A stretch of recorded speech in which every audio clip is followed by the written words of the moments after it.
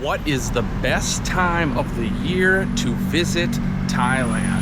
Hello everybody, my name is Fela and I moved from Las Vegas to Thailand full-time, and basically I spend my time going out and trying to figure out the do's and don'ts of Thailand, the places that you should, include into your itinerary when you travel, and the places that you should just avoid. In this video, I want to go over the different seasons here in Thailand, help you decide the best time of the year for you to travel here. So if you actually think about this question before you ask it, there's no good way to answer this question, whomever it is that you're asking, because everybody's preferences are going to be different. Some people like hot, humid weather. Some people like it cold. Some people like rain. Some people like snow.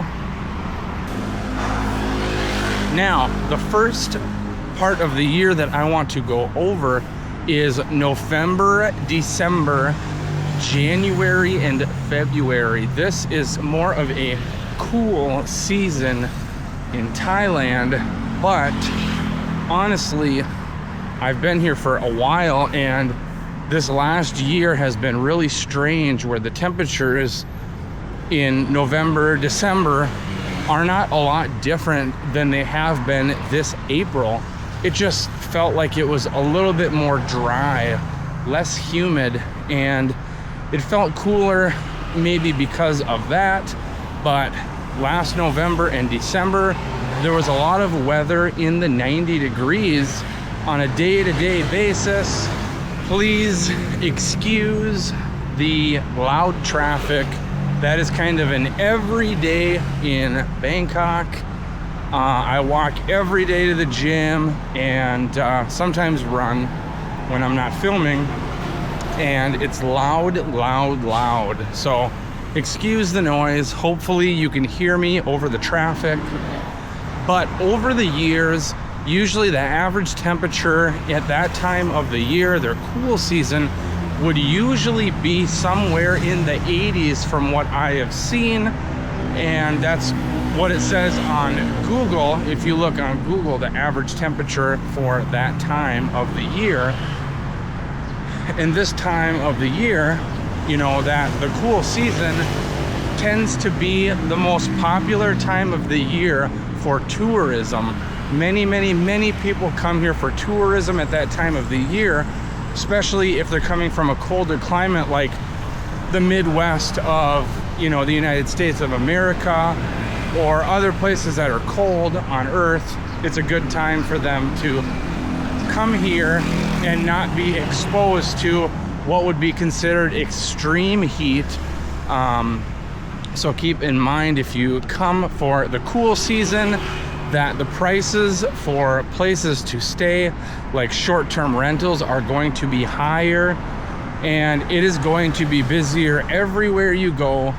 So it is a nice time to come here. The weather is fantastic, but yes, it is going to be one of the most expensive times and the busiest times of the year, the cool season.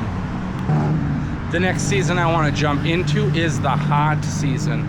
So like March, April, May, this is when it would be considered excessive heat. It's not uncommon to see over 100 degrees with high humidity, and factoring the two together equates to a really high, it feels like 115 or 110 degrees, which is not the end of the world for me, considering that I moved here from Las Vegas. And in Las Vegas, it was very common that we would hit 115 degrees. There was actually a day when in the last year that I was there, back in 2023, I don't remember when it was exactly, but we hit 118 degrees. So the heat here doesn't bother me. It is more humid, and even when you don't feel hot, you're still wet, sticky, sweat. But That's just kind of the way that it is, the type of weather here. It's that type of a more tropical environment. But usually at this time of the year, other than the Songkran, the couple of weeks that revolve around Songkran, it's usually not busy. This last week here, it's the last week of April, and it has been what I would consider like very slow, very dead here. This is also a very good time if you're interested in going to the beach and stuff like that, you know, Phuket, Krabi, Pattaya, stuff like that. This is a good time for that, as you're gonna have that excessive heat, warmer water, but still cool enough to where you get in it and it cools you off. But those places are where the majority of tourists are going to end up at this time of the year.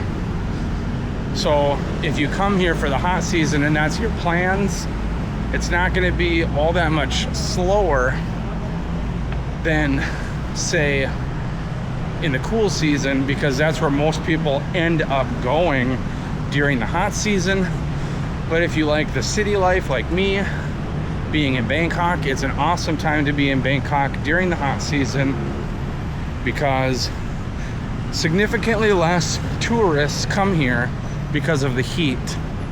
The last season that I want to talk about, which can kind of be split into two, is the rainy season, because you have two different time periods of the rainy season.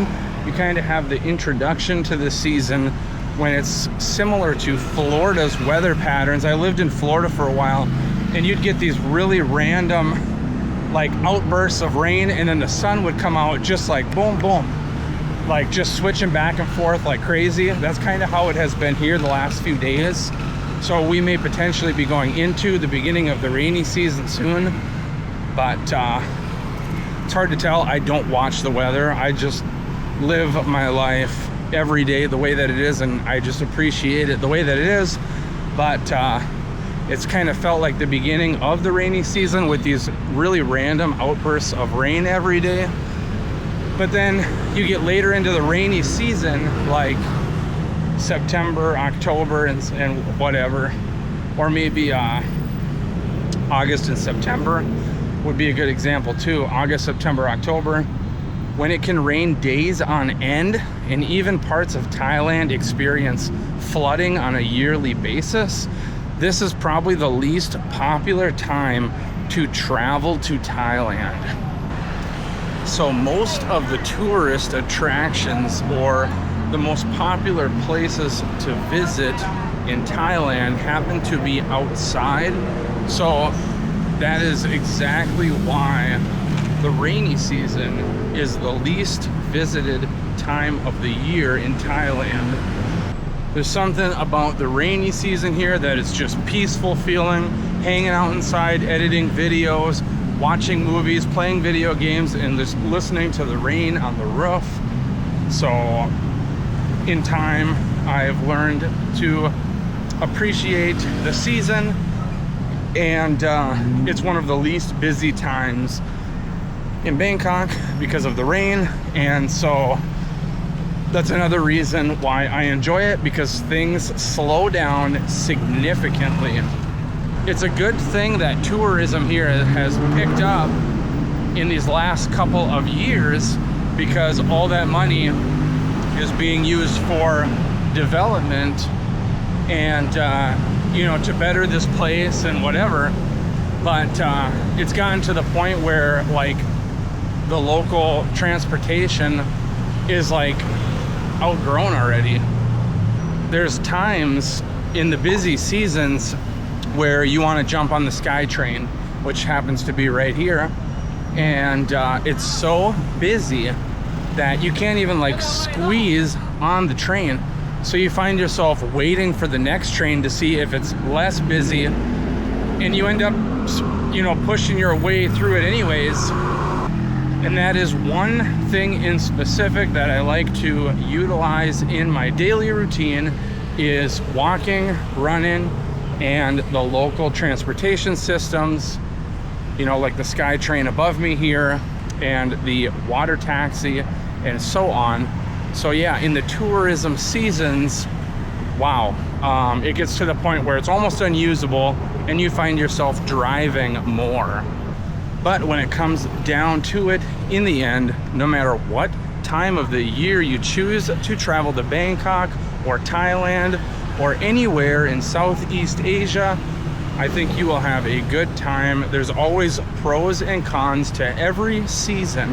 And if you're thinking about coming here, just, you know, choose the time of the year that would potentially work the best for you and kind of cater to your interests.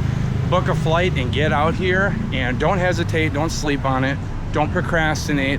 It'll be one of the best decisions you ever made in your life. So until next time, thanks for watching.